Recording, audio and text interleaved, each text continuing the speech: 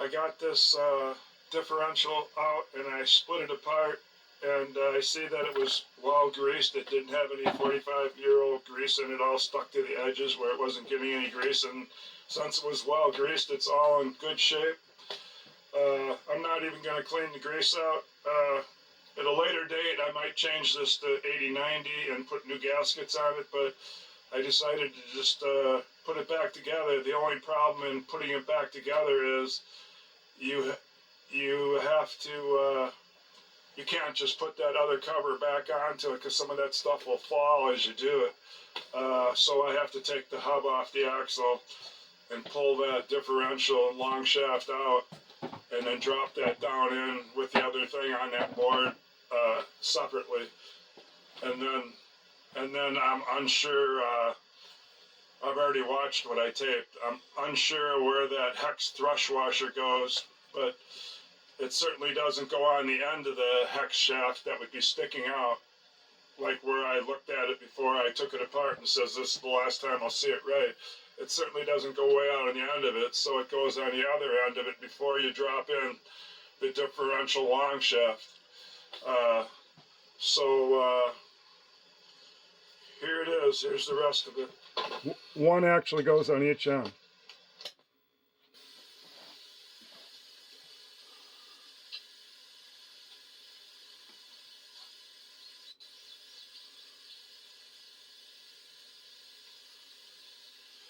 Yeah, so if I don't get any more out of taking this apart and opening it up, I've learned how to open it up and put it back together.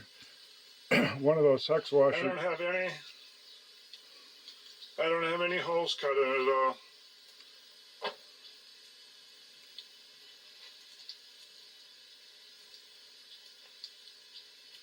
But the chain case I do, it's not holes, it's just an indenture where the chain was running. Nope, I don't feel any. So that means I can set this seal and Belleville washer back in there, cupped washer.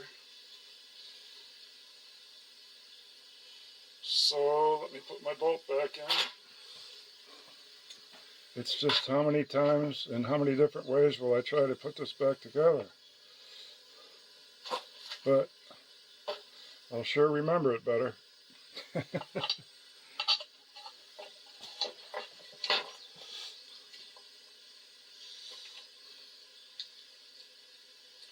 my seal back on there.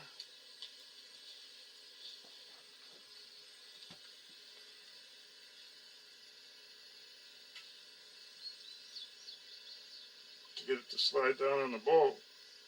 Can't believe it's that tight. Oh, it's just tough on the threaded area. Okay. Then the Belleville washer humped down against the seal.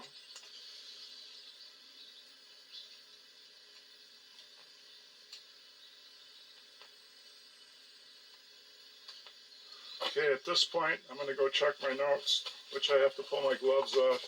So if that's correct, I'm just going to... If that's correct, I suppose I could put this on there right now.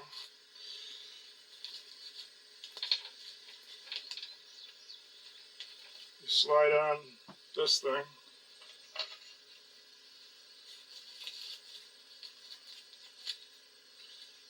Stretch the chain out, put that on.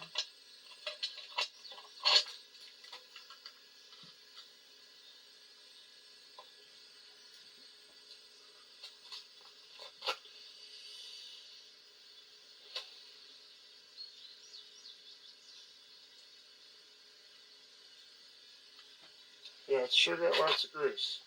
That's for sure. Probably a little less now that I touched it all. But no, it could be packed with more grease. Yeah, I'll check to make sure the cup goes against the O-ring, and then I'll put these two halves together.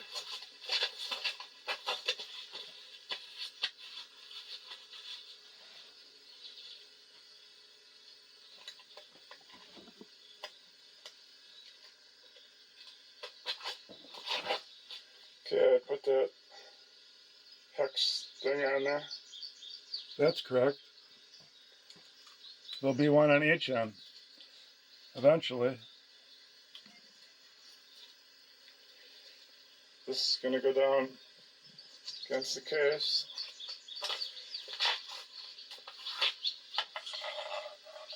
The plastic flange will touch. Kind of keeps it from leaking grease out.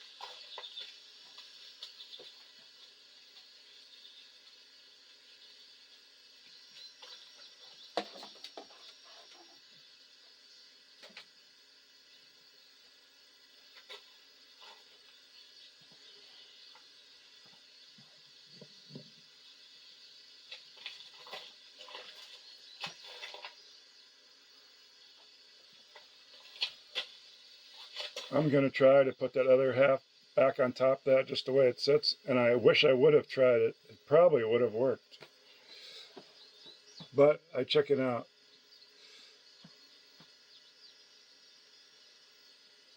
You'll see.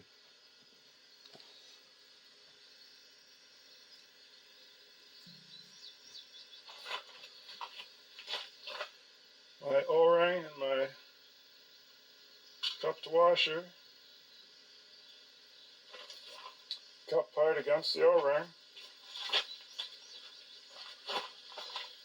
I think the O-ring should be on top here, so it goes against the fender.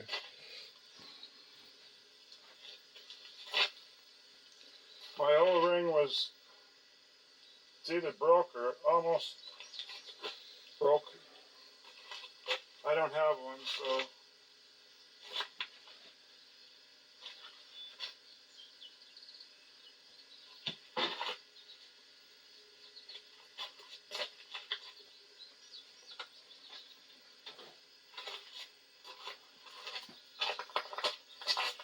I'm wondering if I could just set this back down in there. I suppose I gotta set it first and then put the fender on. But you never know. Yeah, I should have went through with it and tried it, but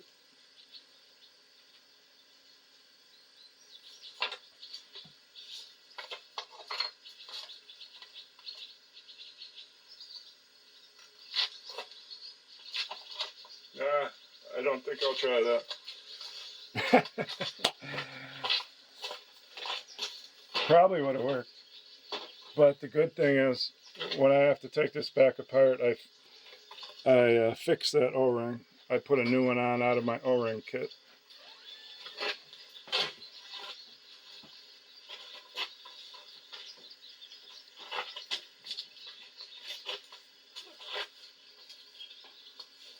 See you later. Yep.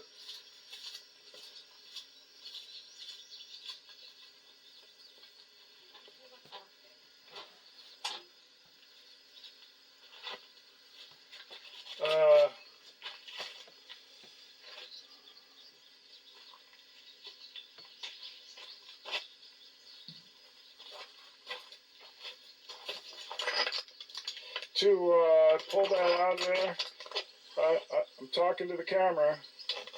To pull this out of there, I have to take that hub off. So maybe I will just take that and see if I can slide it over there, just the way it's sitting. No, don't do that. No, no, no.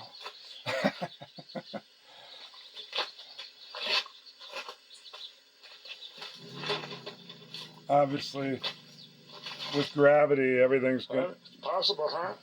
I don't know. Nope, it's not possible.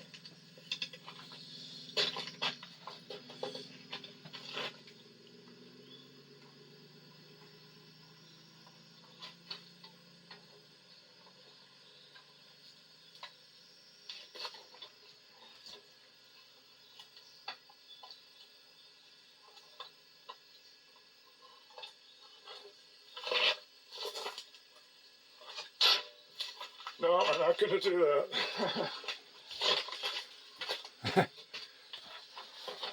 This is the what not to do course. Like I say, it would have been better to try it the other way.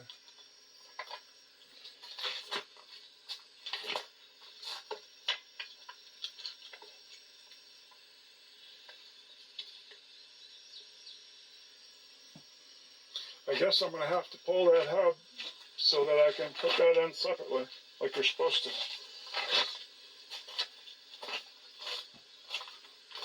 It's no big deal to do that.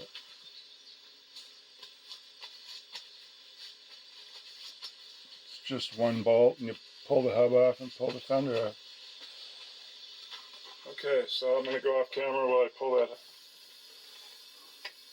Okay, the hub came off real easy.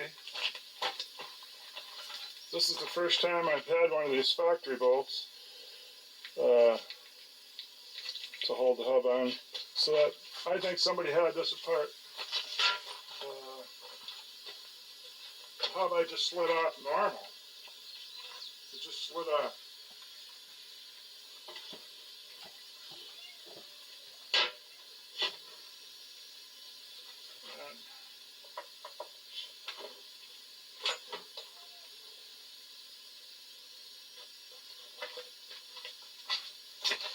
And now I can come over and slide this in.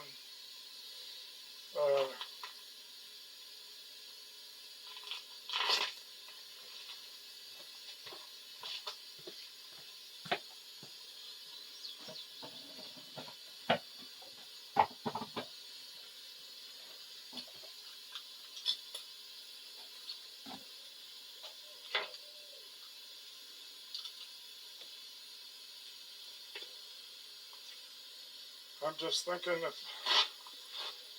there's the differential. I've got the four gears.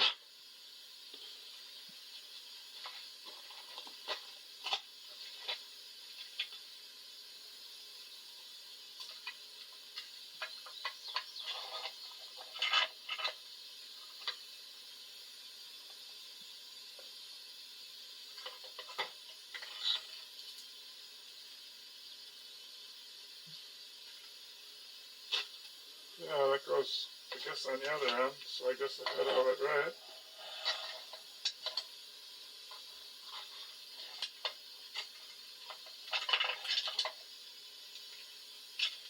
Yeah, I keep taking this back and apart, trying to assure myself that that thrust washer with the hex shape goes on there. I could just cut all this out and go to where I start putting it together.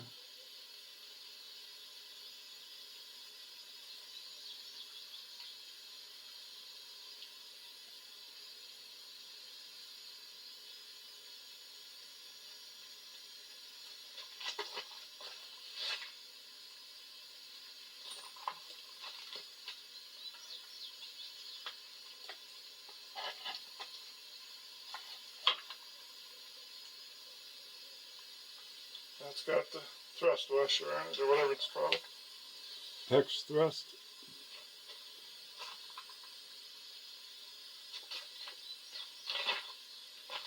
I don't know, hope this ain't one of these times where I gotta do this twice. Because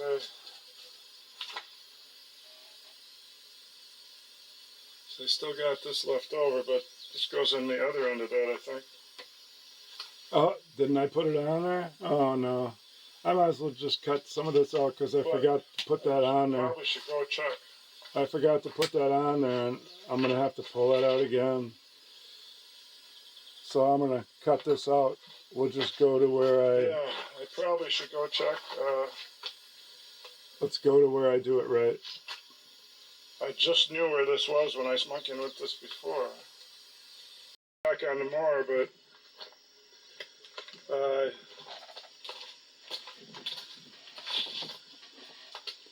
I'm thinking that I'm now going to take it back off.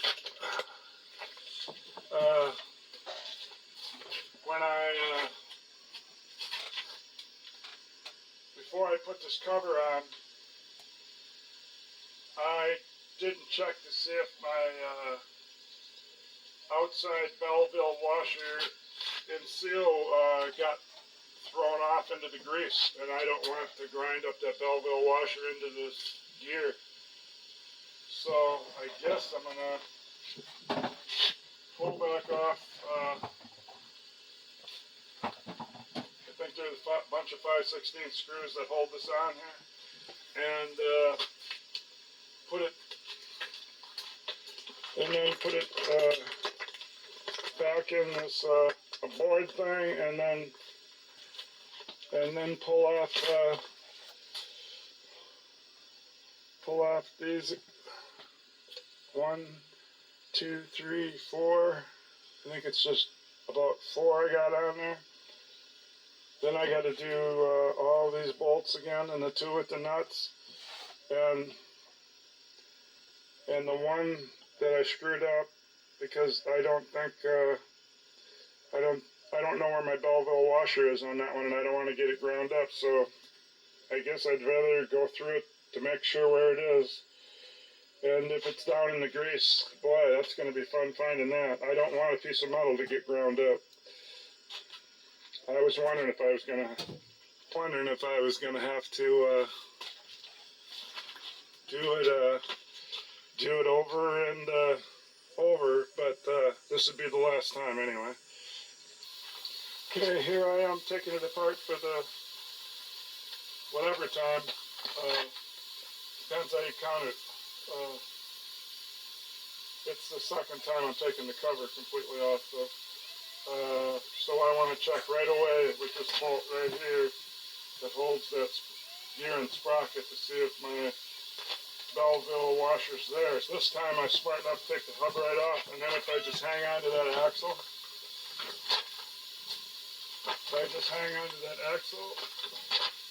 course it's all greasy, but of course I can't hang on to it and then pull up with both hands. I guess I can use my knee. Yep, my knee's working so far. Yep. Okay. And so right here, there's the broken O-ring. Okay. And then I thought, geez, I got a box of O-rings. I could have just went into that box.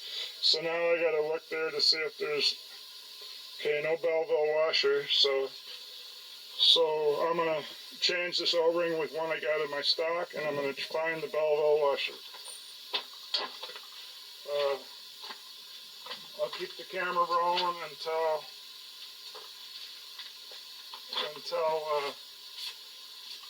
I check right here.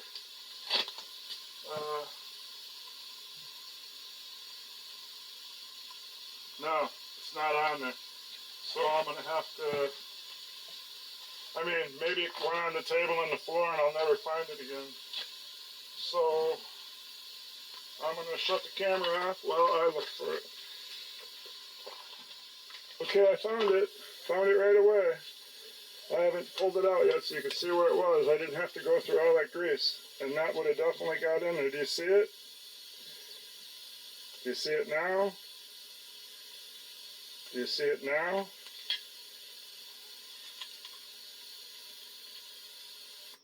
That is it. Okay. It's not like I ever run them more or anything. Everything's fine. So now I'm going to replace that O-ring with my stock O-rings. Put that Belleville washer where it's supposed to be. My mistake from yesterday. Okay, there it is. Belleville washer cup up to put pressure on the O-ring and new O-ring. Somewhere around a 1/4 inch O-ring. I put this together last time for some reason. It says nut, but I put the nut on the other side. This time I won't. This gasket is permatexed to the, that's how somebody did it. They must have permatexed it to the fender, so the cover, it stays with the cover when I take it on and off. That's nice. Okay, so I'm going to grab the fender, which is the cover, and put it back on. I think I'll pack some more grease in there first.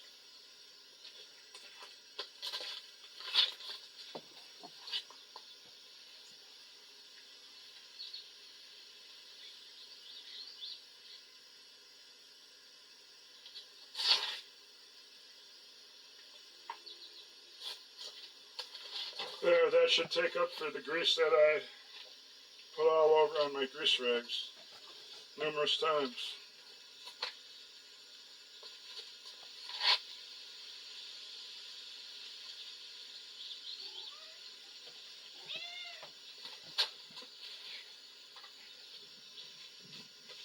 Not that I wanted to put my hand in any grease. Okay, cover.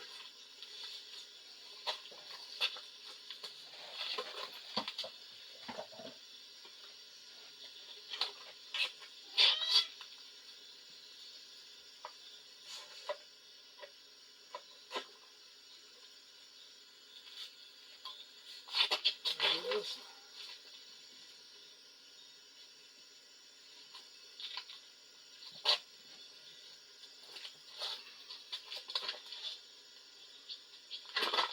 Now that that star lock washer was missing, I'm going to put just a normal. I'm just going to put a normal washer on, and it was on the other side. Now it's on this side. I don't see what the difference would be.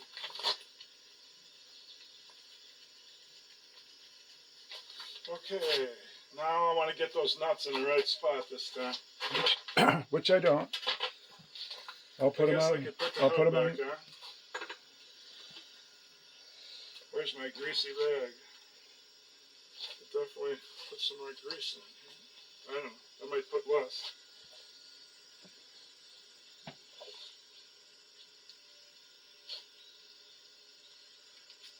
That's more.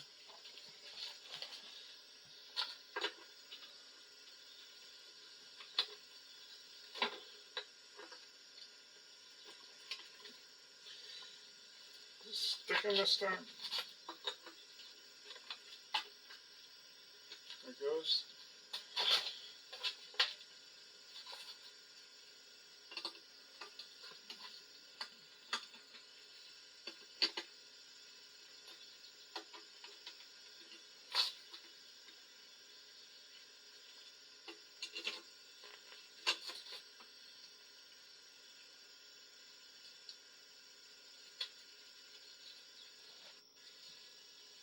Okay, that'll be ready when I get the impact running. I'm gonna start all these nuts, and I'll run the air tank up and shut it off so you don't have to listen to it.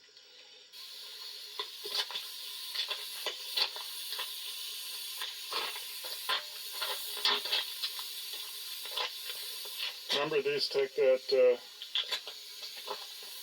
3/8, and then since it's 3/8 drive, it takes the 1/2-inch adapter.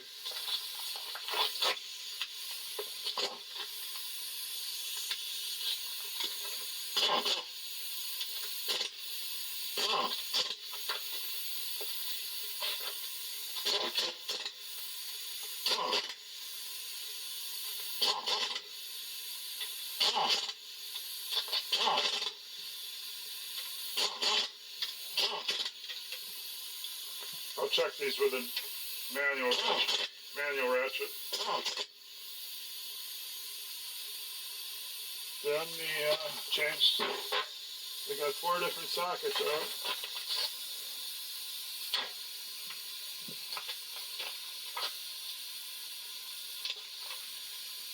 Yeah, this one's.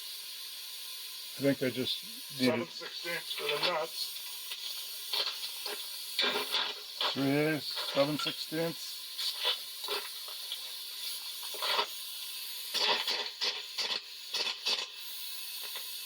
Huh? See, I'm putting the nuts back on this side again. I knew it. What's it matter anyway?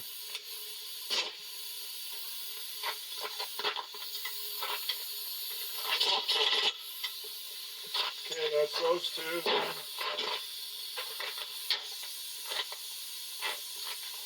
Then the 1/2 inch one that holds the sprocket. And of course you got to get your 1/2 inch combination wrench.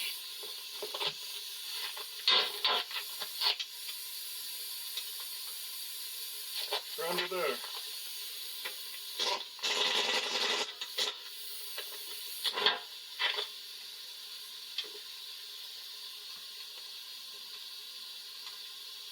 I'll probably adjust that. I don't know how that's sucking that O-ring, and I don't want to suck it in too tight. Well, maybe I do. Okay, so I guess that's that one.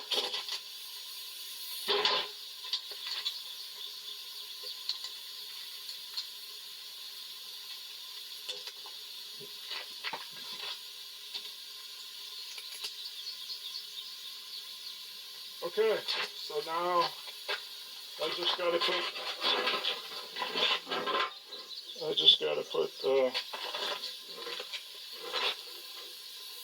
these things back in over there. Get her back in.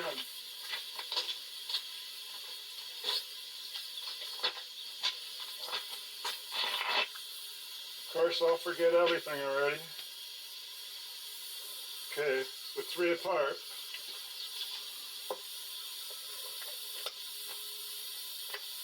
Okay, the 3 apart, here, here, and here.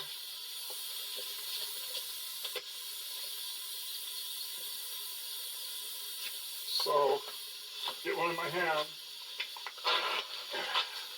get the top one,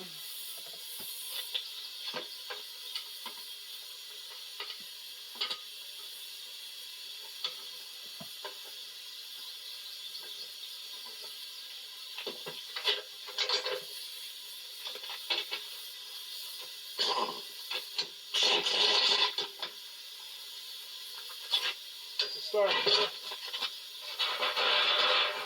Now the other 3 and I'm back to where I was.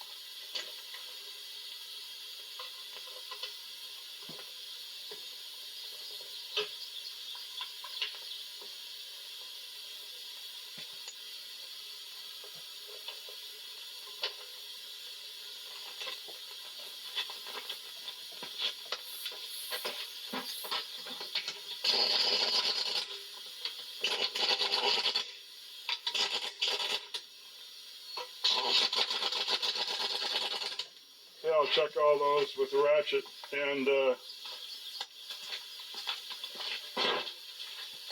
do that off camera. So now I got it back to where it was before I lost that cupped washer down in there, the Belleville washer. Okay, so now I can start on assembling all this stuff. I have to put a boot on here. Put a boot on here, then I have to slide on the chain case, then put a boot on that side, then the other fender. So, but I'm going to go mow some grass right now before it heats up. It's going to be 90 again today, or it was 92, then 86 or something, now 90. See what kind of parts I bought I'm not using. Here's some of those. Here's that, same as that metal thrust washer. It's got for the hexagon axle. 4 of those. Only they're nylon. Got about 4 plastic plugs for the differential. And I've got new case gaskets. These away for a later date since I'm not gonna rebuild anything on it, just inspect them. I was going through my new parts because I need the boot to go right here, so they must be in a different spot. I gotta. Okay, I found them. I see why they weren't stacked with the gaskets. Completely different shape. So I ordered a single one. Then I found out I needed another one, and you get two. You get 2 for the price of 1. But this one seems to be a better one that I bought singly, so I'll probably use that on one side, this on the other side. Seems to be I got 2 clamps with the one and none with the other ones, and one came with some grease. So I'll be throwing those up there.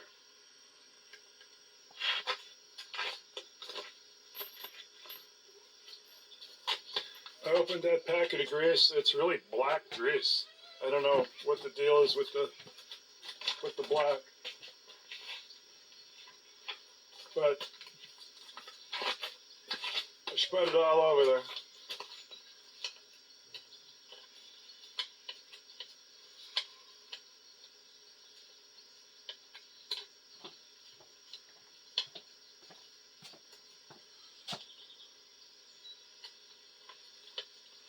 I would think I'd have a couple of these radiator clamps from when I took it apart. I did have the old ones that are a different style clamp I could have used. There was nothing wrong with them.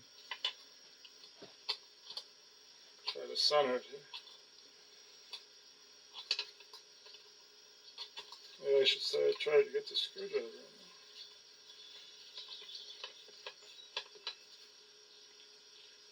I think it's on there pretty good.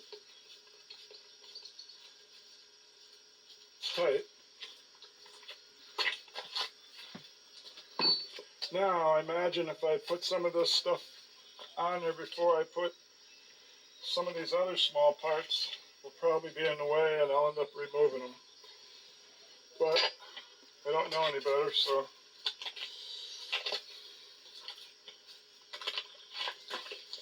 Take the chain case now and put the angle iron towards the differential because you want the clutch on the right side.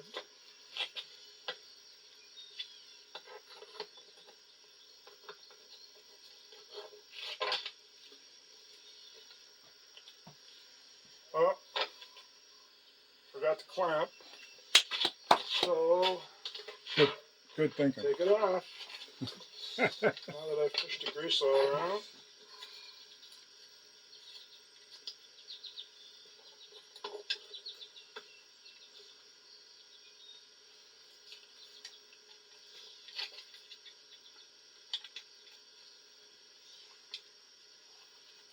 Okay, well, I'm going to fiddle with tightening this one now.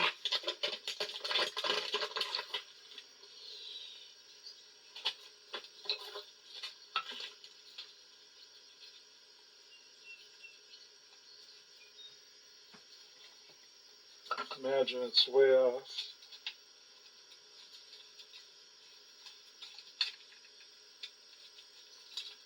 Yeah, let's get closer.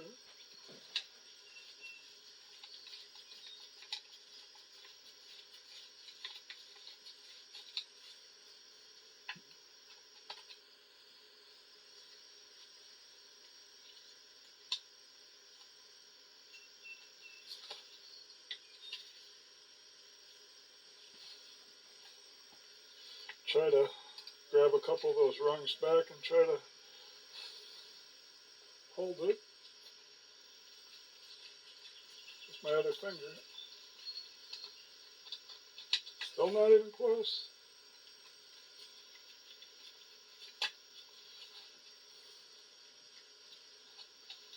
No, I guess it definitely did tighten up some. Now I can hold it for real.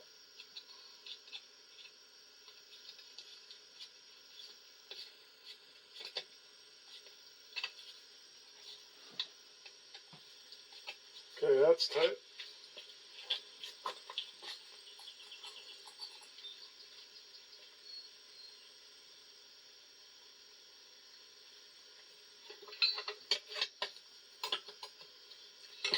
Good. See, look at that gob of grease down there. So, have to clean that up. Came off the axle thing. They give you a lot of grease. I don't think I'm gonna open that up anymore. I'll save it for something else. So I got to get the other boot out and find the 2 old clamps and do the same thing, and then put the other fender in, and then as I find out what I should have done, I'll probably have to take stuff apart and then redo it. I don't know. Well, I'm looking in the bucket, and I pulled these out. These two clamps are this style. They'll work for that. And there's another one of these metal hex thrust washers. Probably goes at the end of the axle. And this is the nylon ones you take up the end plate. I might have to get some from the hardware store. So I guess I have to keep putting the fender on and taking it off. I'll have to keep putting the fender on and off until I'm satisfied with the end plate of it having enough washers in there. They make the slide over kind like C-clips, but I don't have any. That would be a quick way to do it. So I'll come back when it's time to do the end plate. I only find 2 of these factory bolts, so I've got a shiny one there. So went through that, and I put this on once and didn't have that clamp on. I don't want to take it all apart just to get the clamp on, so I took the fender off again, put the clamp on. So I got the hex flange flat washer and 1 nylon spacer, but I need another 1/8 inch. As you can see that gap there, I need another 1/8 inch of spacer. So I'm gonna have to take the fender off again when I put. I'll put the if I put a metal one, I'll put it between the thrust washer and the nylon washer, so the nylon would be up against the fender. So I'm gonna have to see what I got for spacers. I might go to the hardware store and put on all nylon. I'll have to decide.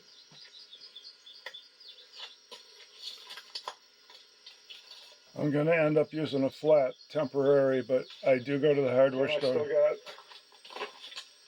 must be the shifter, I would think. Definitely the shifter. I have to find out what size hole. This hole would be bigger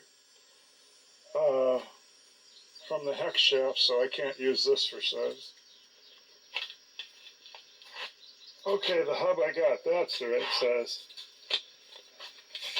I'll call it a tight size.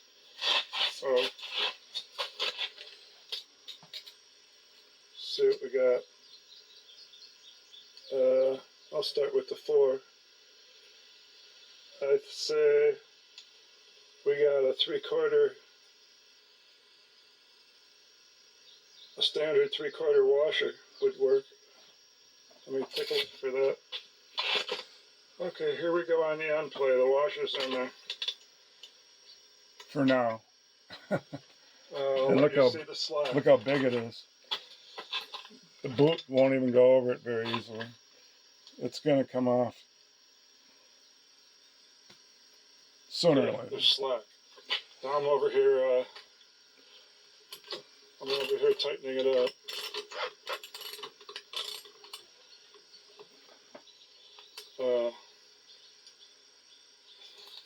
So the slack's going to be coming out as I go in, I think.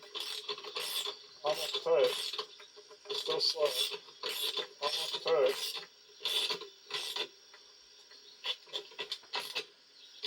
Okay, tight. Let's check the other 2. These are 5/16 and a half inch socket. So, is it? Well, that takes up most of that. Maybe when I put this.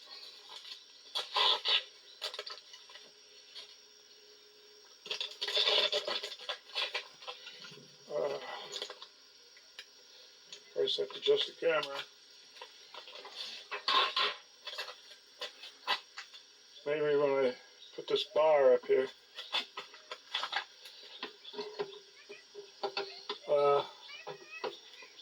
Yeah, that's going to suck it in. It's not going in real tight, so it could suck in a little hair, but I'm pretty sure that I could order some of those kind of nylon ones you could just snap in there. So I'm going to leave it at that and just start tightening up this thing now. Stabilizer bar, whatever it is. Okay, that 3/4 washer I put in there was an 1/8 inch thick. I turned the axles. You don't feel it turning there. It's almost touching the boot. So if that thing started spinning, it'd probably wear a hole in the boot. I got an extra boot anyway. Right there in that box. So, I don't know. I guess the next time I'm at the hardware store, I'll look at nylon spacers. And if I see some 3/4 ones that are smaller than that washer, I'll get a washer out of the parts department and then compare them. Of course, I could have ground an 1/8 inch off the whole circumference of that washer, and then it wouldn't be touching the boot. I just don't want to take it. I had these bolts out and I was going to take it apart, and I would have to take this back off, take this off, take this clamp off, take that washer and go grind off an 1/8 inch all the way around, put it back on, put that on, put this back on, I'm just getting nowhere if I keep doing that. So, yeah, it wouldn't be that big a deal to jack it up and pull off this fender. It's just the tire hub, fender, and boot clamp, and then I could take out that metal washer and add nylon ones. Look what I just found sitting in here. A 3/4 1/8 inch spacer. That's not a big fat flat. That could have went up in here. Well, I'm going to quit for now. Tomorrow morning I'll redo this. I'll take this apart, put this in, take that big flat out, unless I find this is for the clutch or something, but this is much bigger than that, so it isn't. Then there's also a cupped washer sitting here. Yep, that's where it goes. That is the size of that. And there's the half moon keyway. So with this could maybe go up in there. Even if it is for something else, I'm going to steal it. So that's where I'm going to start tomorrow. Take that apart, put that in there. Take all apart the stuff I said till we get to this. Switch that washer, tighten that, put that back on, put the hub back on, get back to where I was. Then I got to start looking at all these little pieces all over the place.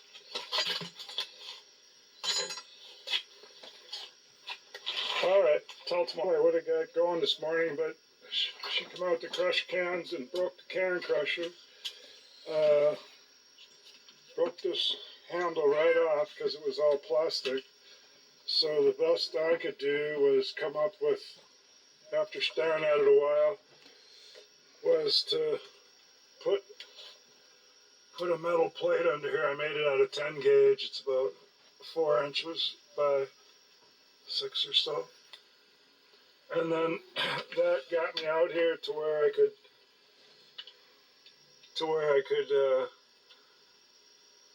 weld a 1/2 inch spacer going up, and then on top of that I either had to weld a flat washer on each side so that I'd have something to run this bolt through, but I used a piece of pipe. But then I found out that it has to have a space to put this in, so therefore I should have just put a flat washer on each side, welded that to the spacer that went down to the 10 gauge metal. So most of the pipe nipple I used in there, 1/2 inch pipe nipple, I had to cut away. And one side had the threads on it, so there was no strength in it because it wasn't the right thickness. And I had to put the flat washer on that side. That's how I come up with the flat washer idea. So, let me get one and see if it works. Oh, and then I have all those bolts on the inside. so I had to line it with some aluminum. I have some stacked up right there, so I pulled some out of here and cut it off with the tin snips. Otherwise, it would catch all those bolt heads. I put four bolts to hold that 10 gauge piece on. So to make it slippery again, I used a hot glue gun, and now it works again. Okay, so that's what took up my morning. So I didn't get going with that right away. And then all the watering, since it's over 90 and there hasn't been a cloud in the sky for 2 days, so I had to do a lot of watering for the guy. And I had to, when I come out this afternoon, it's so hot I had to start watering again. And so finally I'm back out here. I got the fiber washer. It's something you can get at a hardware store, so I could take that metal flat washer out of there. It's around $2. I mean So nylon. I didn't have any thinner, but Nylon it's washer. going to be the same 1/8 inch as the steel one. But when I get that back apart, definitely that fender has come off again. I'm going to put this in there and exchange, put it back, then we'll get back to where I was. Then I had to watch my first 2 videos to figure out how all this stuff goes and what the names were and all that. So I'm just going to shut this off while I take that apart and put this in. It's my mistake. I should have just went to the hardware store yesterday and it'll already be in there. So I'm going to put that in there. Okay, it's back apart again. The steel washer was against that hex.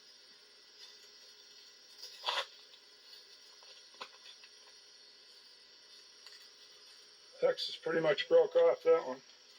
I could put my new plastic one on there, but this is the difference from the steel one.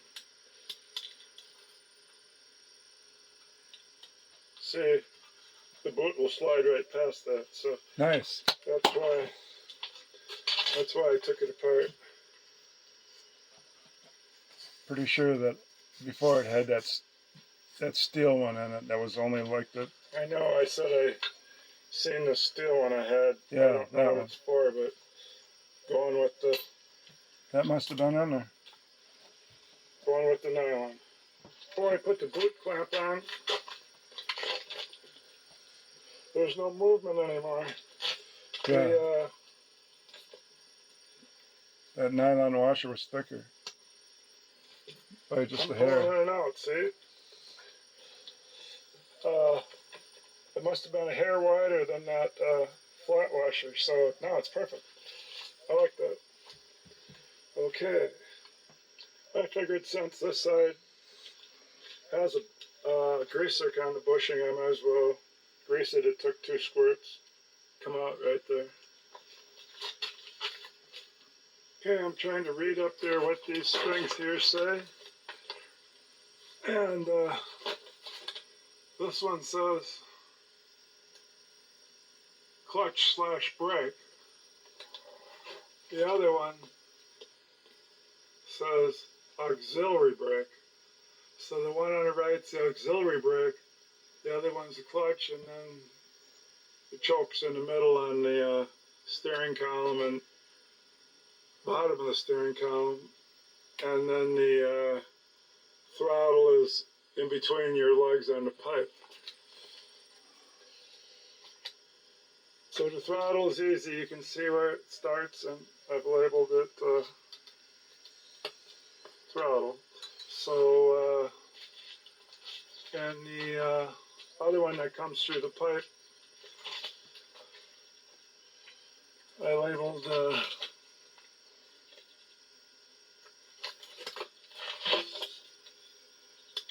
it says choke. So those two don't come through this hole though. These are the ones that do big time stuff for going and stopping. They go up. So They I go up guess to if the. I put more of this together, I'll realize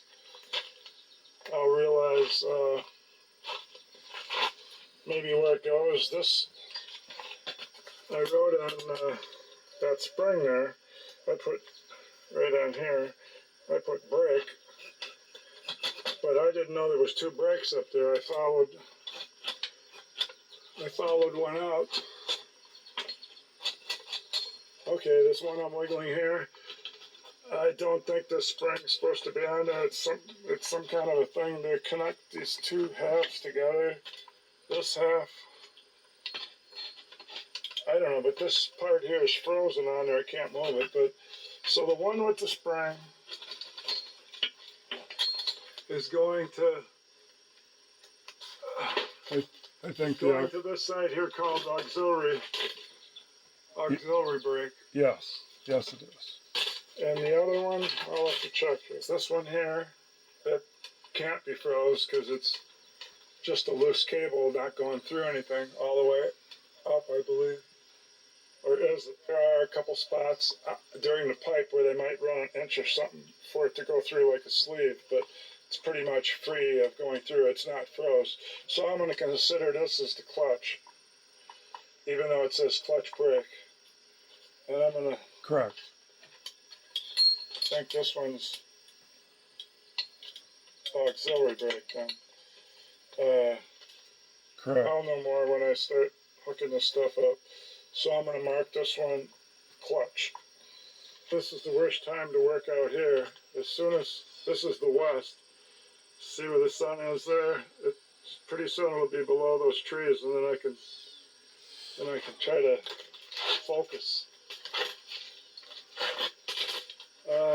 At least I got the washer in there, and the end plays great. I like it.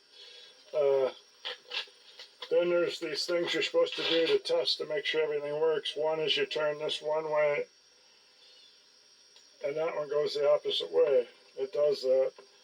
And then if I had the tranny hooked up and the clutch disc on, to test everything else, you turn the clutch disc, and everything's supposed to react just right. So I'm trying to, I guess this is the yoke, and there's supposed to be a bolt that goes on each side. There is a hole,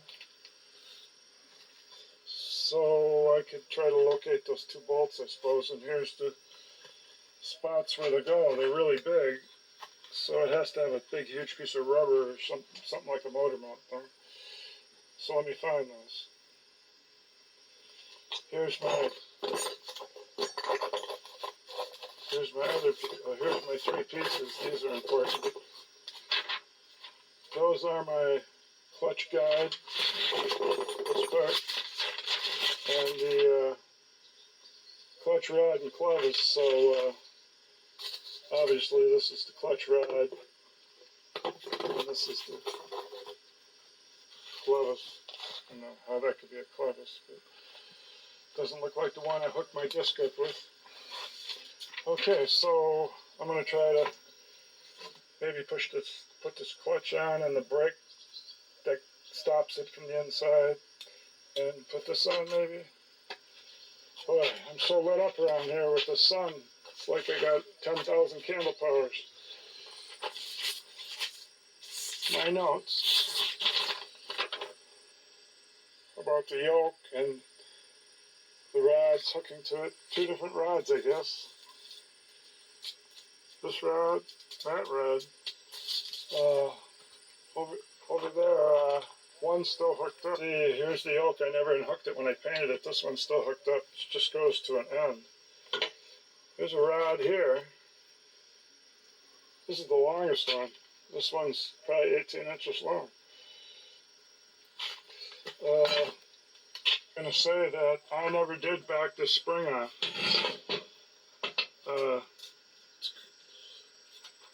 I did see how to do it, but it wasn't the way I was going to do it.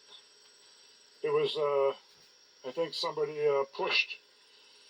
I have no idea. I was trying to make the switch work. So if you're in second, third, fourth, or fifth, it's never going to touch the safety switch. It's never going to touch that. But first gear it is.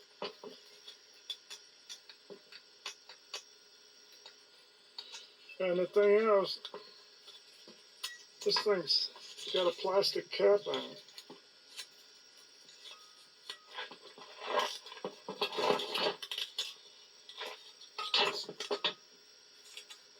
There, that's a plastic cap. When it pushes down, I can't see this doing anything. I have no idea.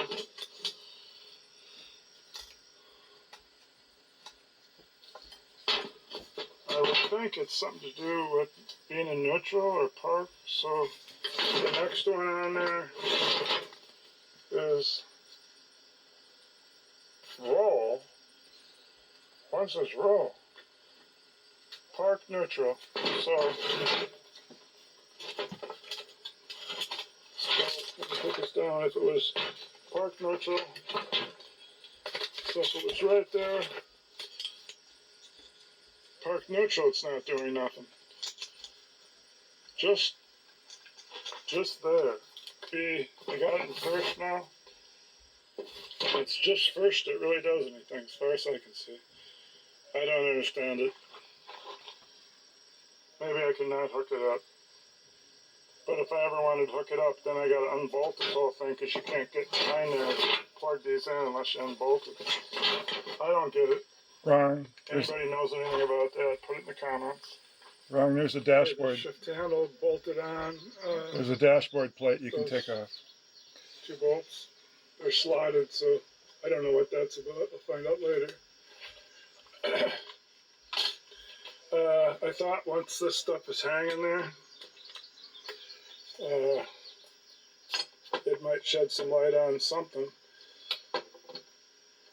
It will I don't eventually. know. I'm thinking maybe these rods sticking out must poke in something like this one. Maybe it poke in that hole or something. I don't know yet at this Bingo. Definitely. point. But I do know that that thing sticking out right there, that's probably going to get this. It's going to get this carriage bolt. I just got to see if it goes this way, or if it goes this way, or if it doesn't matter. So that's something I could put in. That's the guide, and then the clevis will go through there in the rod. Then I'll just have to remember which end of the rod, because this end's indented a ½ inch in, and this end's indented about an inch in. So I'll have to figure out which way this goes. I'll have to find out which way this goes. Then this rod that goes up from the lift yoke, it says there's a spring in the end of that pipe. So I didn't know that before I put this up there. So I didn't know that, so I can't hardly look up in there now to see if there's a spring. I guess if you don't have that spring in there, it won't stay in reverse or something like that. I imagine I could get one later and just put it together without it if it isn't in there. But I'll look through my stuff. And then I didn't understand this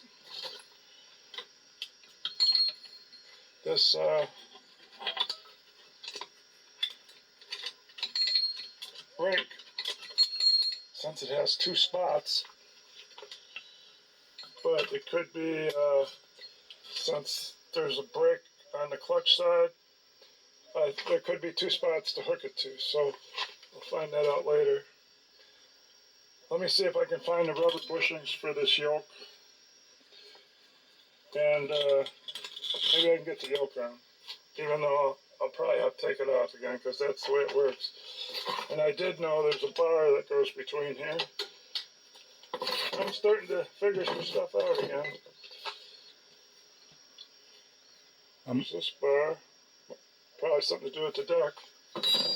Alright, so now it doesn't seem like as many parts anymore. So I'm going to go into thinking and try to get a little further again. The sun is down behind the trees. Well, it isn't. It's actually blocked out by a tree as well. Alright, so it's easier to work now. Okay, putting the brake on. I took it all the way back off because it was so sloppy, but it has this little, if I can get it out of there without dropping it, has that little piece of pipe.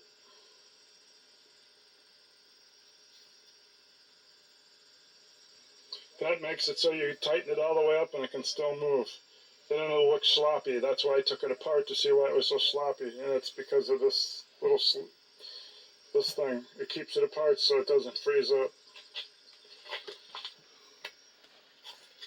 This is the way I say it goes on, because this little shoe would match the inside of here, the contour.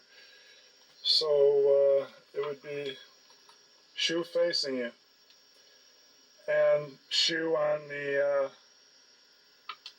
opposite side of the differential, which is there. So on this side, and the nut on the side of the differential. Okay, and then it's gonna be sloppy because that little spacer keeps it that way. We put the I guess they call it the driven disc. Anyway, I'm gonna call it the clutch friction disc. I'm gonna put it on, and it shows two Belleville washers.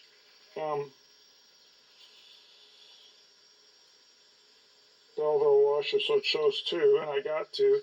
Then it shows that washer there. That must be my thick one I was going to put on my axle. No, it's not. And the nut.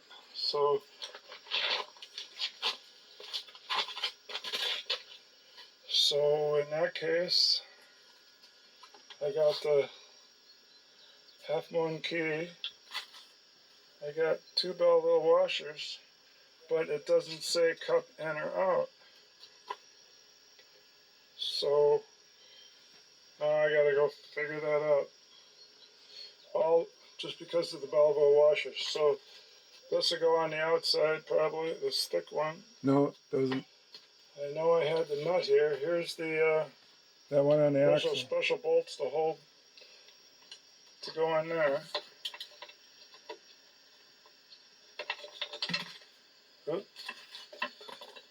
To hold the yoke.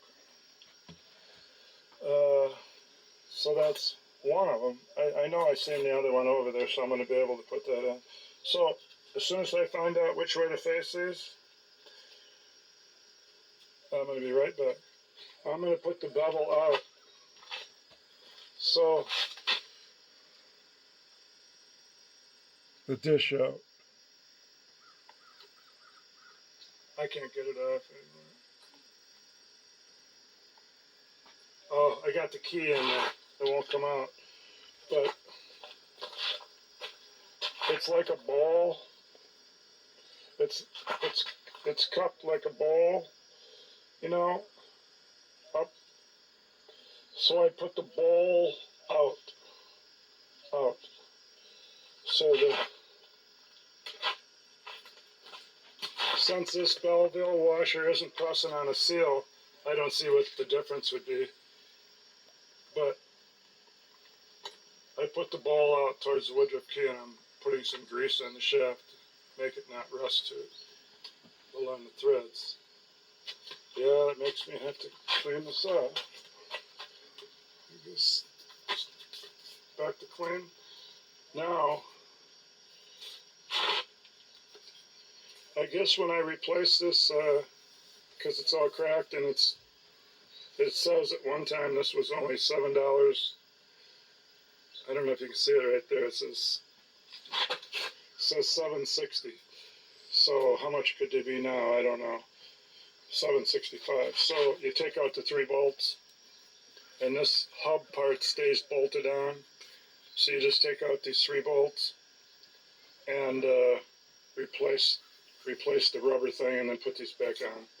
So I won't never have to take this off. So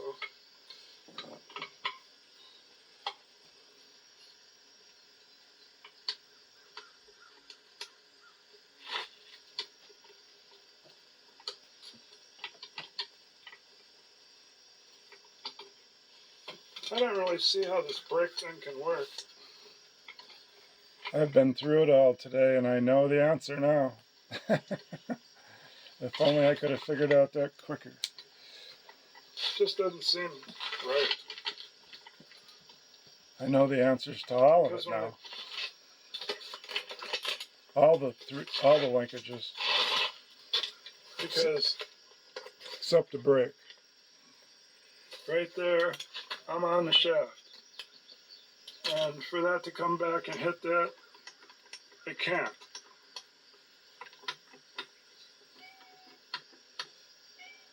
The touch is only on the bottom. I don't get it.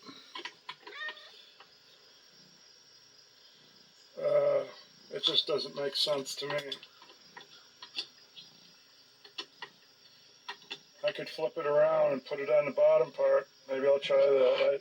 I've already had this thing off 2 or 3 times. It's a lock nut. All these little puzzles. But in the book, it looked like it went on just like that. I did this from the book. Okay, now I've flipped it around. Now it's pointing that way. So let's... That ain't gonna work. But I had to try something.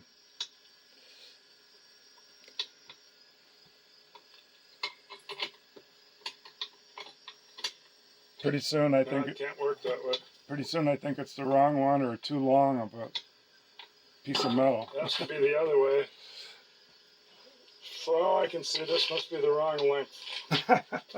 Yeah, it isn't going to work. It's never going to touch I know the answer. the inside of this to stop anything, except for just on the edge.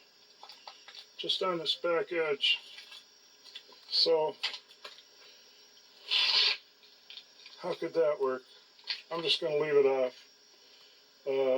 It's got this one on this side anyway. That's right. I was going to leave it off. Until I can figure out someday what I'm doing wrong. Because I wasted enough time on it, so I'm just going to leave it off. So I'm going to look dumb again. Look, it didn't go in that hole. It went in a hole in the center underneath. That made it the right length. I wondered why it was the wrong length. It wouldn't. So, oh well. Now we can move on. I'm always slow to catch on with this. At least I figured it out, because the next second I was just going to leave it off. So I got it tightened. It's on. So now every time I put this on, it kicks the keyway up and makes it go on an angle. So one of these times I'm going to get that to work too. I used my belt wrench on the brake drum to hold it, and then I tightened it up with my 15/16. I didn't put any washer on there. That big thick one I had, they must have used that in here for a spacer, but I went to the hardware store and got the nylon one for $2. That must be where that went. Well, here's something I might as well include. This little ball joint link here. It's only like 1.5 inches long. On that piece of metal, you have a ball joint and a shank and a nut going this way. Yeah, so it's like a little piece of metal, a couple inches long, where you have a ball joint in it on this end. One points this way, one points the other way. And so if that ever broke, you wouldn't be able to shift, because I'm shifting now. Okay, it's not going to do anything because this isn't hooked into one of these holes yet where I think it might go. So, but this would have moved this over left and right now that I got this bolt in. So, I guess I'm finally getting somewhere. This thing down here on this chain box, this roller. That's what it's called, a roller. I'm gonna find out why that sticks out before this is over. Oh, here's another one, a longer one. That one I never figure out. Figure all this out.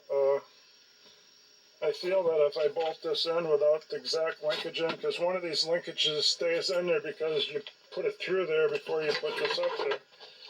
So if I just put this up there and bolt it on without putting the linkage through it the right direction, I probably have to take this back off. So, and it's this thing I'm talking about.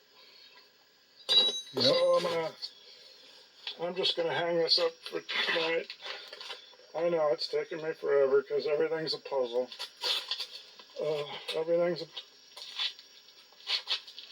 But I'm finally getting somewhere. All this stuff was all laying on the ground a couple days ago, so I wish I could just put it together, but That wouldn't be any fun. and then I can see I gotta buy parts for this.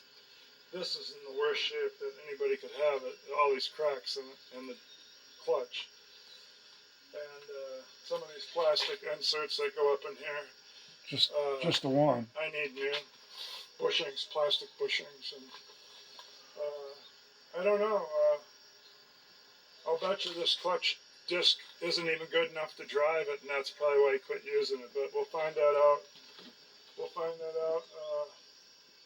I would think in one more try I can get this stuff put together. So I got all this stuff on the table here to clean up. I always get so many tools out. I gotta put all that stuff away. And that's about it. That's not much. A couple minutes. And get it all out tomorrow and start again.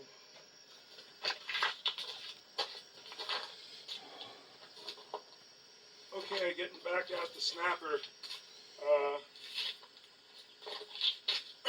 I've been studying a little bit on the rear to see where these linkages go, but mostly I was looking at a Dodge Neon engine I bought, trying to identify the code numbers on the side of the block by the starter under the frost plug. I spent hours. I can't get anywhere. You get codes like AD or something and some Z on the bottom and some, and then 0-07-0. I don't know what all that is. So I don't think there is a engine block cast code book. So I wasted all that time. But now I'm out here. It's really humid, and it's a couple hours before it's going to rain. And I have figured out, and I knew at one time that roller right there in the bottom of the chain box goes in this yoke and follows along. Goes in there. And so when I put that in there and I put those bushings in those big holes that I do have, at the same time this has to go up into there, and then I don't know if that spring's in there or if it fell out. I don't see it in any of my cans. But then I gotta get this the right direction, because this one, see how far apart it is? And this one's close together, so I'm gonna have to dry run and put this on and try to figure out why these two are farther apart. I knew it one time, but I can't find where I wrote it down, so now I gotta refigure it out again. I figured it out once, I'll figure it out again. Okay, I just figured out a key to the puzzle. I got a long 1/4-inch bolt. I don't know how I had to have one that long, but I do. And I putting it up in there, and I can compress a spring by dragging it on the edge and getting it to catch. So the spring is in there. So that's one thing solved. Good. So it's going to be like it's supposed to be. So I don't have to worry about that. So I'm going to grab this yoke and line this pipe up right here. And then I'm going to, I've already tried putting it in when this thing wasn't lined up. Obviously you can't do it once it's in there, but I did try it. So then you line up the roller, and then of course you're probably going to have to wiggle it around until you figure out how to get there. I just got it in there. Don't know what I did, but I got it in there. But that still doesn't account for having the clevis, and that's just a brace. So that doesn't have account for this stuff being hooked up. So now I have to deal with that, and I think I have to take this back out to get this in. That's what I'm saying. I think you got to kind of do them all at once. So now I can fiddle around with this stuff. The clutch guide, clutch clevis, clutch rod, and one in the spring that goes up and connects it together to keep it there. Another thing I just observed is if one of these sides pivot out here in the air somewhere, it's probably bound to be this brace. So then I noticed this right here, and it has a bushing on it, so I got to flip this around so this is offset so it come out over here. Not going to do any good over here. And then once I do that, then we'll see about the other end going in that hole. That hole down in there. And then I don't know if the hardware store would have just bushings that would be shaped like that. I'd have to run in and see. So I remember that one was pretty wore out. I found the old one. It's wore. Okay, I flipped this around and got the offset over here. And now I noticed I got to take it off again. Take these two out on each side again. And then now I noticed that this could never reach, and so if I just flip this around, then this bushing will be right where it's supposed to be. So I got to do that. I wish I'd have noticed that before, but I was just happy that I noticed that it had to go on this side. So I'll do that. Now that I'm getting it right, and I put the wore out bushing in there, it's about half there. I'll just check the hardware store next time I'm there.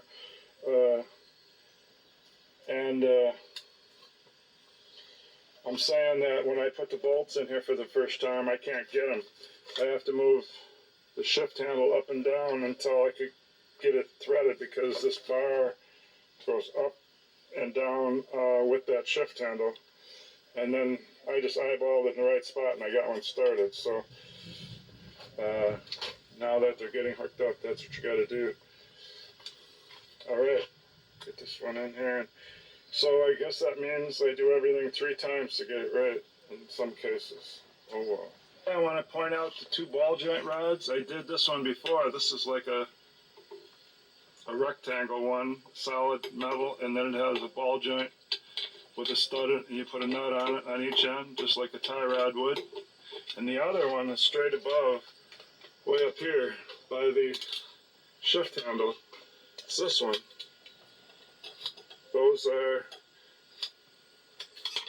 This is a round rod this time instead, only it has a ball joint. Has a ball joint on top and the nut on the inside on both ends. So that's the second one that I noticed, because I'm going to take good pictures of this as I get this thing together so somebody could look at it. Because there's not one on the internet on 381 where if somebody takes all this apart to put it back together that I know of. I can't find one. Okay, I'm not sure if this is the auxiliary brake cable. I don't think it's the clutch brake one, but anyway, it's froze. So I'm gonna make a little tray right up in here while I'm working, and put some oil in it. And I'm gonna curl this up and maybe put a vice grip to hold it on there, or a clamp, so this could be soaking. I don't know if I can really pull this off to do this, but I'd like to see this soaking while I'm working. Yeah, I figured it out. I did pull it off. I took a quart of oil, cut the top out of it. I coiled the brake cable up like you would coil up a guitar string. Shoved it in there. Here's where it's coming out that side. There was enough slack coming from the slot where it comes in. I got it pretty much all shoved down there, so I only have to fill this about half full of oil. And then before I fill it, I'm going to make sure I have it squeezed in there real nice so it's actually tight, but I'm not having oil all over my thing I just painted. So I'm going to make sure I have something secure along here and on the back side before I put oil in it. I guess I'll just try to get some used oil. Okay, I got it taped up there. One even going underneath, and there it's up to here with oil. Okay, back to work on the linkages. Besides the clutch rod, clutch clevis, clutch spring, clutch guide, there's this roller sticking out here. I didn't know what the other one was for, and now it's down inside there to follow that groove when you shift. Now I gotta figure out what this one's for. Oh, I just figured out what it's for. Owner manual and bring it out and see if it shows. Slides along that piece of metal. The parts book. It doesn't show any real pictures, only parts blow-ups. And I got the. This is my exact 3081 model part or operator manual. Now the only pictures in this book. On this page, right here. Yeah. These are the only pictures in the book. There's that thing sticking out, I think. But these pictures aren't blow-ups. They're just little pictures. Maybe I could find something out. Here's this thing I don't have on yet. Has the numbers. Has the numbers of the depth, I think.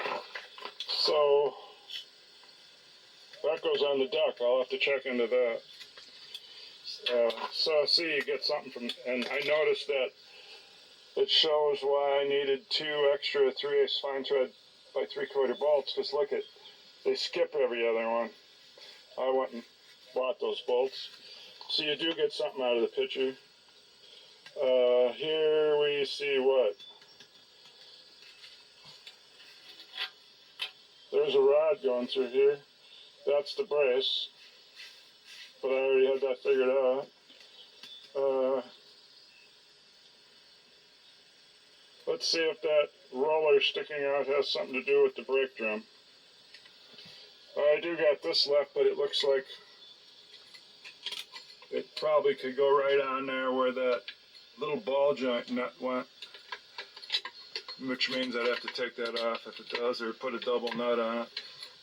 It does line right up with the, and then the back side, who knows? But so this is for sliding across. What is this for?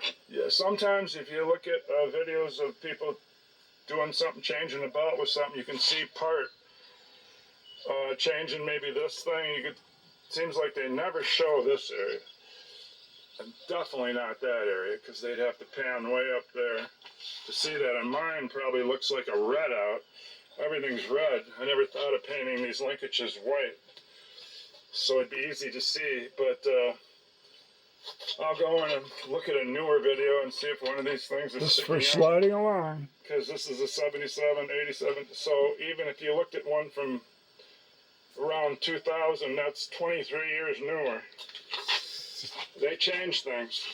At least this spring I didn't take off. That one stayed on there, so it has to be right. Okay, so I'm just gonna keep going to try to figure out what this thing is.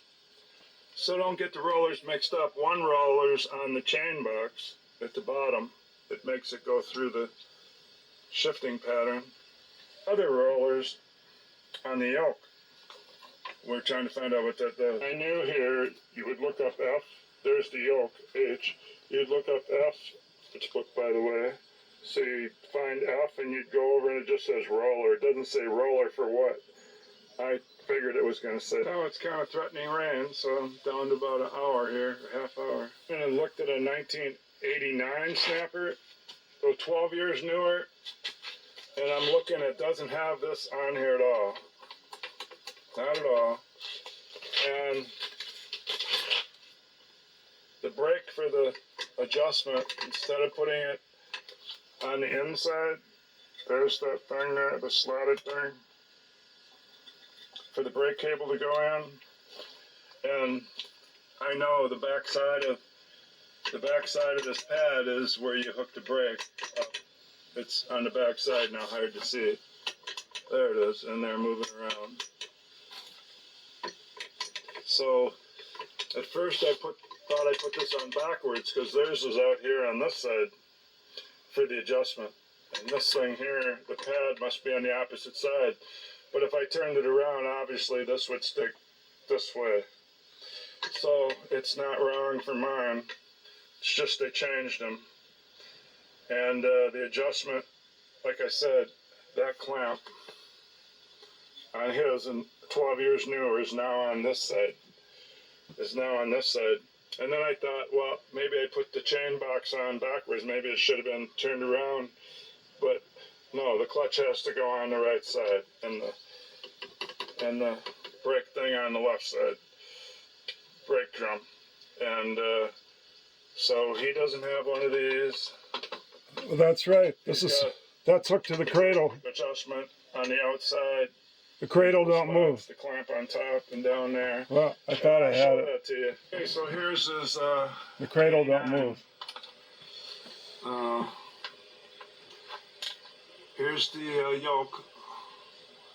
It has no roller sticking out. That's the roller that comes down from the chain box. That goes through the shape to shift it. And here's his brake thing coming outside the opposite way. So they switched the direction so it's easier to hook this up. There's the hookup right there on top. So everything's easier to do for the brake cable. And they got rid of the roller right there. So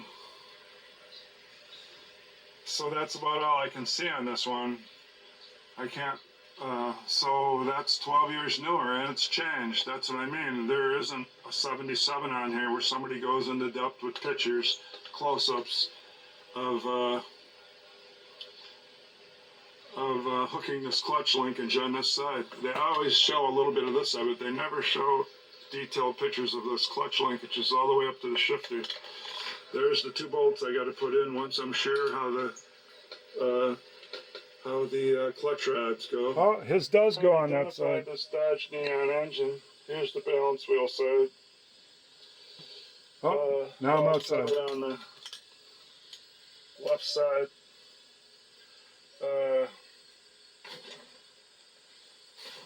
And under the intake where the starter would be, here's the numbers. Up in there, I mean the starter would be there. Didn't come with a flywheel. It says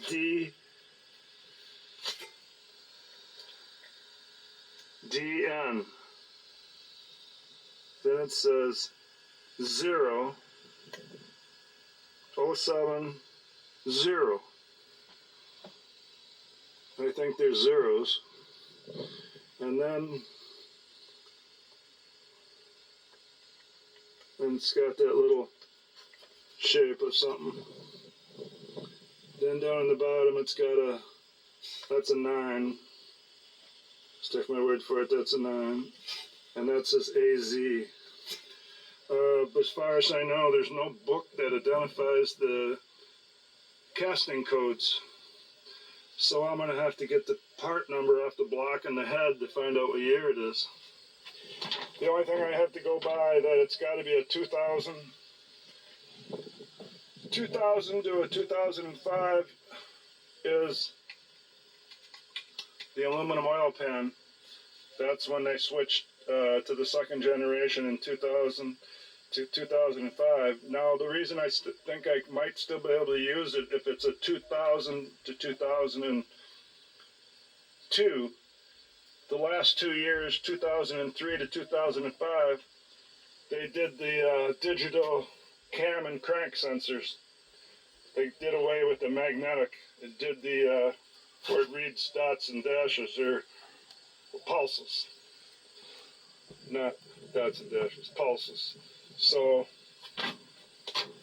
oh, I didn't know I was leaving this wide open for an animal to go in there.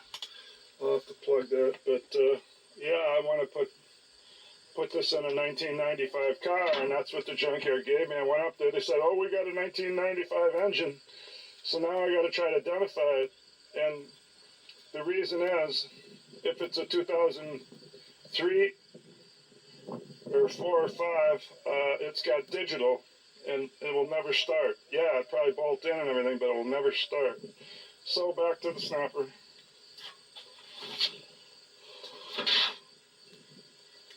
Okay, so for the time being, since this isn't even on the 12-year newer one, for now I'll just forget about it. And For a while there, go to, for a while I thought maybe that slid back and forth, which end this goes on. but it's So welded I'm to gonna the be doing cradle. trial and errors off camera. It does seem weird that my cable adjustment for this brake is on the back side. I just noticed there is 3 holes for this fender, because there is one there in the middle. Right there. And one down there. So maybe these fenders do bolt down. I put them on this way because I thought the holes were different on this side to the other side. Because I held it up there and I couldn't get anything to go. No, I couldn't. Let me make sure that I got the right fender on the right side. I guess I could look in that. I mean the book that I correct was just fender. looking at the operator manual. I would say this picture in the operator manual was taken with the thing stood up in the air. I don't think they crawled underneath it. Of course, I don't know that. If it stood up, then there's the differential on the left-hand side, and the chain box on the right-hand side, and that's the clutch. And there's the brake drum. So that means I do have the differential on the correct side. But on here, they show a better picture. I don't see it sitting on the bumper guards, but they whited it all out. There's the brake drum. There's the clutch. There's that little roller bolt thing sticking out. In my picture, it does show it sticking out past the clutch. Okay, so I guess I got the fenders on the correct side. So that roller must just be to touch the frame, Clutch side, even though it back, doesn't move. differential left, non-differential fender right. Okay, so I guess, oh, and there it is. There's that brake adjustment.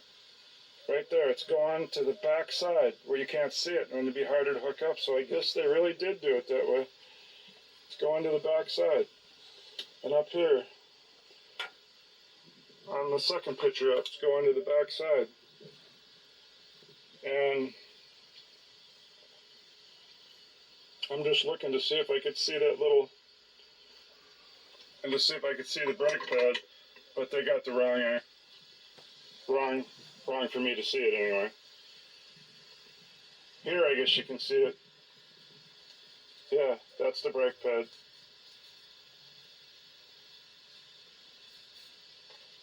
Okay, so I did learn that they put Put that on the back side. I don't have these things flipped around. That would be a job to change. So Really? all I got to do is get that clevis, the clutch. All I got to get these three things and the spring figured out. Okay, here we go. Right away, the clutch guide has got a 45 up here, and down here it's pointed like an arrow, and it has a notch over here. I can see where it's wire there on that side. That would tell a story for something. Well, let me look in the parts book. Okay, there it is in the book. And then there's the bolt. There's the 45 degree on top, just like that. It's the 45 degree on top, and there's the line going over to that hole in the frame, or the bent out steel. We call it the pan. Okay, I'm going to try, this is the operator's manual. They got the clutch guide, easy to see, pointed up like that. Then they got this rod with the ends facing in, but it doesn't describe whether it's this end, the short notch end. Well, you see the two notches on the other side. You don't see them on that side. They don't show whether it's this way or that way. Then they got this going through the clevis.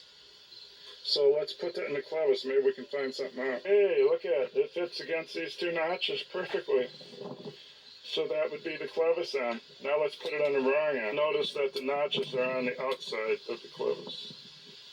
Their end, it just doesn't work at all. They don't even go over it. So it's going to be the other end. Got to figure it out. Okay, when it's flipped with the rod, when it's flipped with the rod going this way, I can't get it off. But if we flip the rod this way, this slides right off. So, see, that locks it on. That slides it off. Why does it work that way?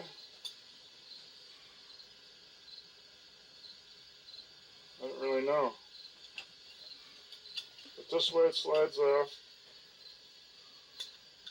That way it don't come off. I figure it out though. This way it slides off.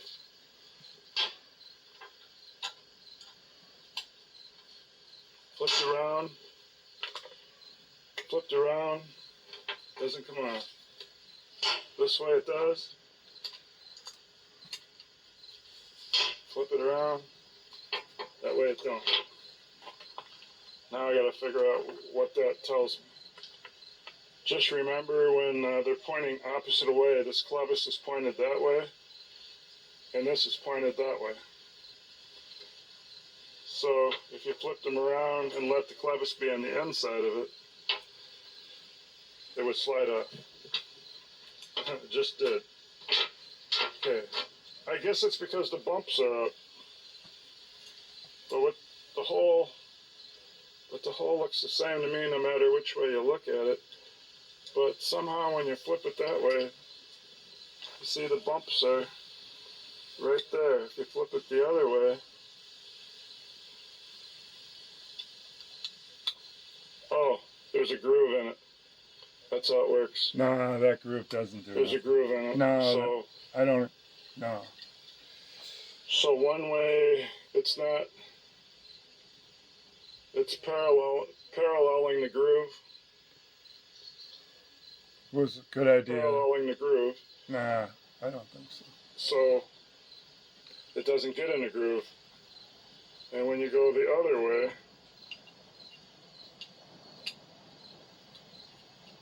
it doesn't get in a groove either. Okay, well, I don't know how it works, but we do know if they're opposite ends of each other, it won't come off. It's about. That's all I really want. It's about 10:30 at night. And I'm just going to mark on it, clevis end, put an arrow for these wide marks. and the skinny ones must hold it into the yoke. So now I'm going to go try that if I don't smear the paint. Okay, I pulled the yoke back off. So I looked at this hole.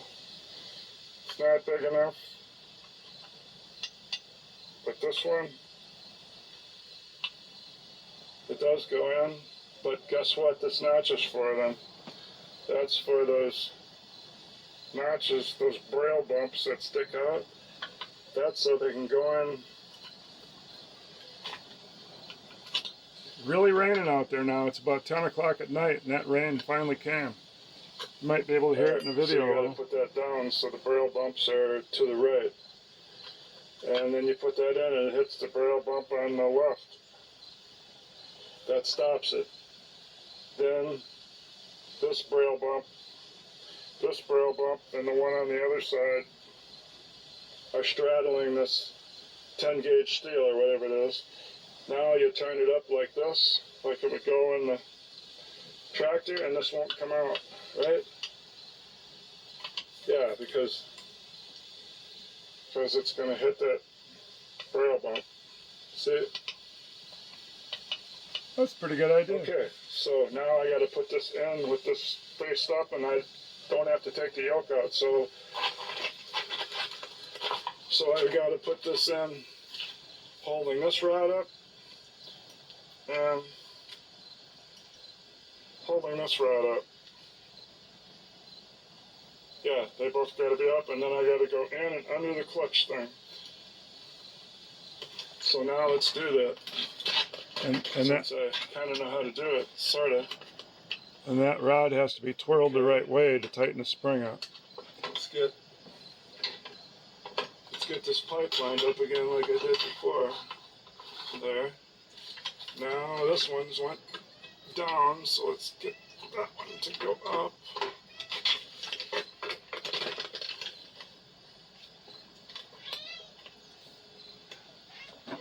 Now I wish I would have painted these two different colors, so this one's hooked together, it's got the spring in it, its rod goes in a hollow pipe. This is the clutch rod that's going to go into the clutch clevis. It's going to go into the clutch clevis, and when the clevis is on the inside, remember we already know now when the clutch clevis is on the inside of the rod and not the opposite way, it will slide right on. So let's slide it on. There. And then when it goes the opposite way, now I'm going to flip it around the other way. I'll have to do that where I hold it. Well, when I tried to put it the opposite way on there with this flipped around, it wouldn't go, so we're just going to leave it that way. Now that I flip it up, now it gets the spring hooked to it. The spring.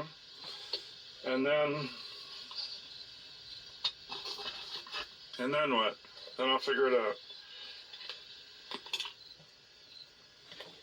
Part book shows all these things, but it doesn't even have the little arrow showing how they go over each other. At least, yeah, this one doesn't. So at least the operator manual has that. It shows the clevis going over the guide. So when I put that together, that guide has to be in between there.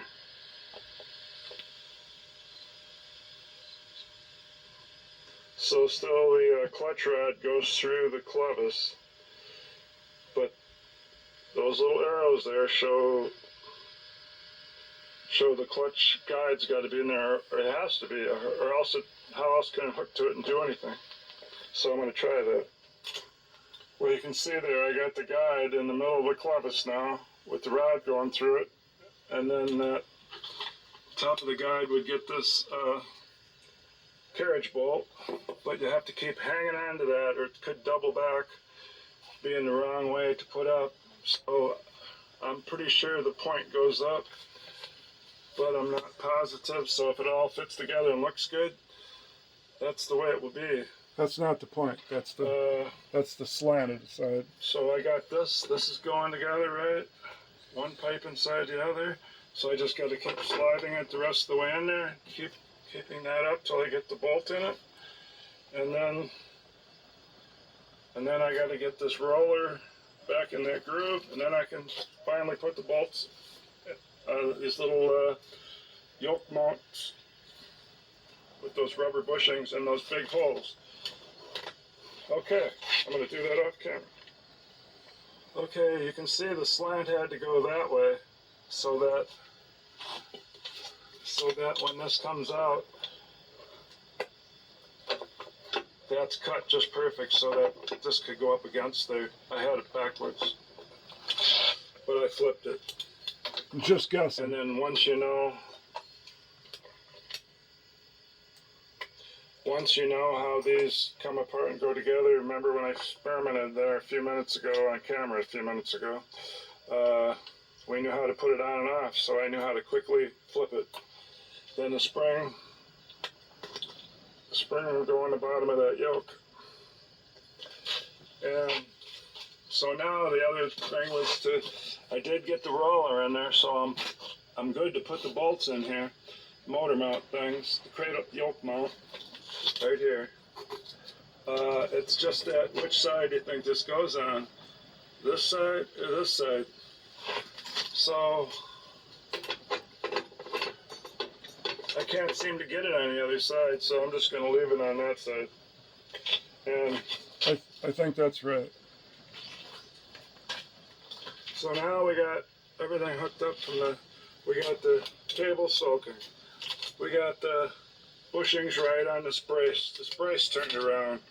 Brace flipped around, so the bushings offset to the right side. Bushings in the pan. Shift handles on. This comes down and we put that tie rod link in there. And we noticed that this is a tie rod link up here. It's just we didn't touch it. When I took the shifter off, all this stayed together. We found out that this rod here from the shifter, the hollow pipe rod, had a spring in it. I found out when we got this right, this spring got tension on it like it's supposed to, so it's correct. I got tension on it. And so I'm thinking, remember I didn't want to put these in because all this had to be set right to do it, except for putting the spring on, which I don't see a problem as soon as I figure out where to put it. I know it hooks in this yoke up there. I know it hooks there. So just to find out where it goes down here, this is called the lift yoke. When these bolts are in, it'll lift. This end will lift up and down, and then we'll see what it does. So the shifter moves this back and forth. This goes up and down to move this away from the drive. To move this away from the drive disc. Okay, so it's not raining yet, so let's get these motor mount yoke bolts in there. And, oh, why is there only one here? I'll find the other one, hopefully, or I'll be at a dead stop. Okay, these are 5/16 bolts, because I put a half inch wrench on there, so, but the one thing is I put them like a flat, but then they bottom out, you see that space? So I'm going to flip this around. No, don't flip them, don't flip them. Whole thing in from the inside. Flip on each him. one. Don't and worry. then try to put it back on. Yeah. But that's in from the inside. Like a bushing. I spread it out with the bolts out, put one on from the inside. And I can try to put the other on from the inside. Don't do it. Don't do it. Not gonna work. Well, I'll get it in there off camera and then I'll move it back and we'll see how that works. They just pulled right through. For that to work, you'd have to have some big, huge flat washer covering that huge hole. So back to the other way. So if there's any gap, just forget about it. This, because the other way they just go through the hole. Got to have the flange facing the hole. And that's why I got it on both. This one's actually tight. Okay, so if these aren't worn, we should have a lifting yoke again. Now, if this yoke had to go on the inside instead of the outside, that wouldn't make but an 1/8 inch difference, would it? Because this is 10 gauge is about 1/8 inch steel, so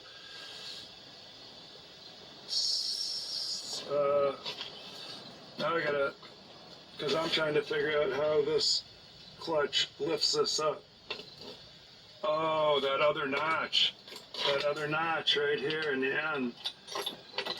I probably was supposed to notch that, get this cable in there first before I put these bolts in, so I could turn it on an angle, just like I put some of the other stuff together.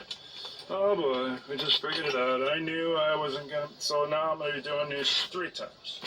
That's the last one. And then I gotta make sure these go on the outside and not the inside, because I'm not doing it a 4th time.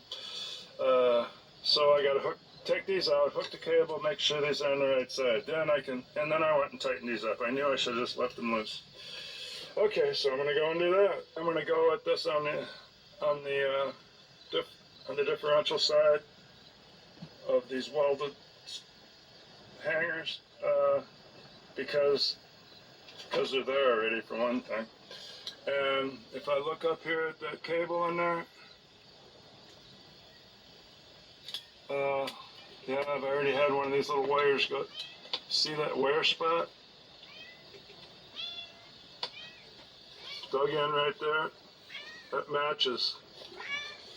Look at how that thing has to pull on an angle like that. I don't know if you can tell from there, but when you go way back, you can see that's an angle. That's the way they got it. They don't have it. They don't have it coming out over there. They have it over here, and then it goes on an angle. So we go around to look to see why they did that. There's the reason.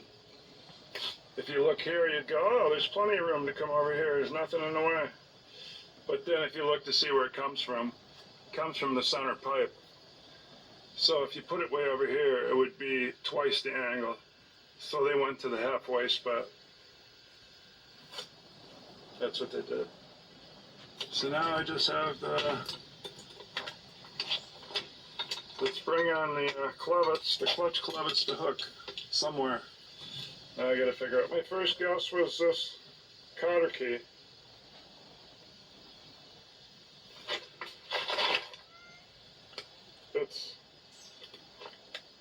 It's through the pan there. There's nothing else that hooks to it, so it must be that cotter key. So maybe I can tighten those bolts up, back up, because I was going to take that off, and now I just got to hook up the brakes and that other cable that's soaking. So that won't be hooked up today, it's soaking. And then I got the other.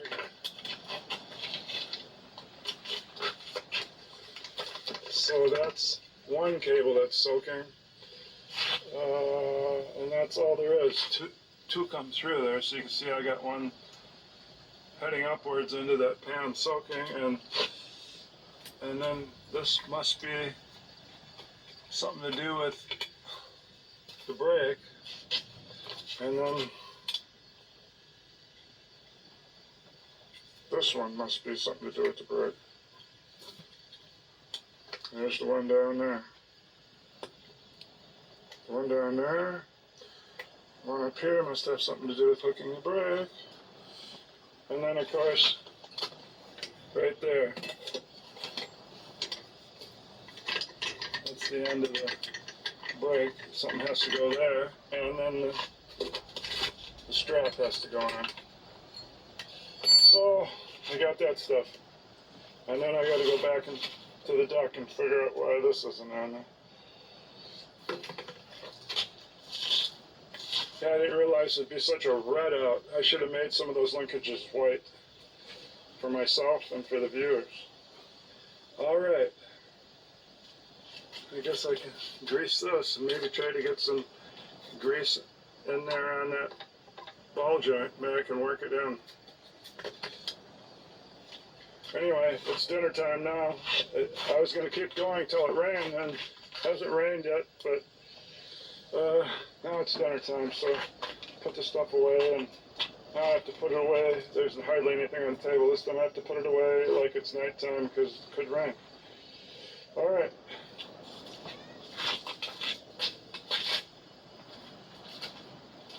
Okay, well, I did get things hooked up. It was the 2 and 3 times of taking things apart to get it, and looking here and figuring this out and trial and error and trying out, but I did get it back together. And now I can take a picture of what it looked like that I should have took before, but it's all like a whiteout when you look in there. The spring went here, partially way down, then the rod that goes up in the hollow rod was the next spot with that spring I never took off. The spring I never took off there. Then it goes into that hollow rod, and then behind that went that funny notched one. It's way in the back there. It had the close together notches, I guess, and then it went up to.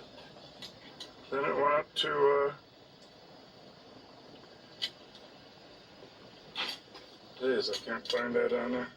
Everything's all red there. And it went up to the clevis. The clutch rod went to the clevis, and the clevis went up to where the body's got a turnout, and you put the bolt through it. And the shifter rod went to those 2 bolts. And if you didn't take it apart, then it's straddled between the body and this bar, and the bar has to be the way in ways, and that's basically what nobody ever shows on the internet, but it's going to be pretty hard to see there anyway, so because you have to bend way down here to see it. So that's the clevis, and that's the clutch rod, and then the other thing is the better angle over here, the clutch guide with that 45-degree cut top, so that it fits when this turns out. That well, anyway, I just thought it fit better that way. Actually, right now it's not doing anything to help. Maybe it should have went the other way, I don't know, but there it is back together. Not that you can see anything because it's all like a red out. This has to be zoomed just right. When it's zoomed just right, you can see it. You can see that back rod back there behind the spring. Sometimes you can see it. There it is. Clutch rod. And clutch so spring. Got the spring and the 2 rods. The other one would be the shift rod. The clutch rod goes way up here where the cable is. And so the cable goes in one hole, clutch rod goes in the other hole. And you turn it and put it in, and then turn it like it goes up and down before you put the yoke in there. And then you got to line up this one with the hollow pipe at the same time, and then you put the spring on when you're done and tighten up that carriage bolt. And so on a different video, I'll finish putting that brake on after it's done soaking, brake cable, and I'll put the motor on, and then we'll see if the motor runs, and we'll see if this thing is even good enough shape to make it move. And I think that roll is just to hit the frame. These bricks should be gone. I guess I'll start right here in this little corner while I'm working on the John Deere, but I would like to start working on that Nova, or not Nova, it's Neon. my 95 Neon. I got a 95 and a 96. The 96 is fine. Put over $2,000 into that one, if not 3 or 4 since I bought it 10 years ago. Or 15 years ago. Anyway, this concludes. And here once in a while.